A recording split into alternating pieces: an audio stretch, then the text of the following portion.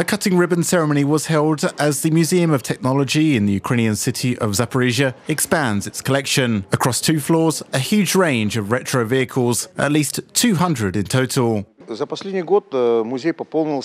the past year, the museum has taken in 4 new cars: a Bentley Continental, Rolls Royce Phantom, Chevrolet pickup truck, and a classic American Mercury car. The American cars had a long trip to Ukraine. While they were coming here through Europe, their owners were changing and the cars were being resold. Over 20 cars from the Soviet era have been restored. Another 26 vehicles are pieces of military equipment. The biggest part of the collection consists of cars made in Europe: Fords, Volkswagens, Chevrolets, Opels, Rolls Royces, and even Bentleys. Some of the exhibits were lent to the museum from private collections.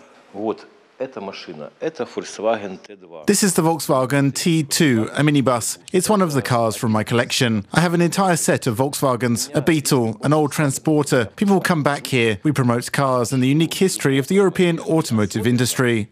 The museum put the first 3 retro cars on display 10 years ago. Now the collection is so big, it is exhibited in 6 rooms. It took 8 months to build the last hall.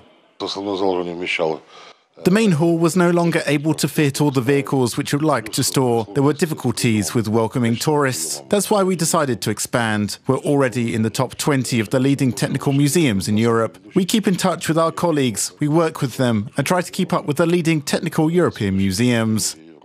All the exhibited cars are fully operational. 5 of them will take part in the annual festival called Old Car Land that kicks off in Kiev at the end of April.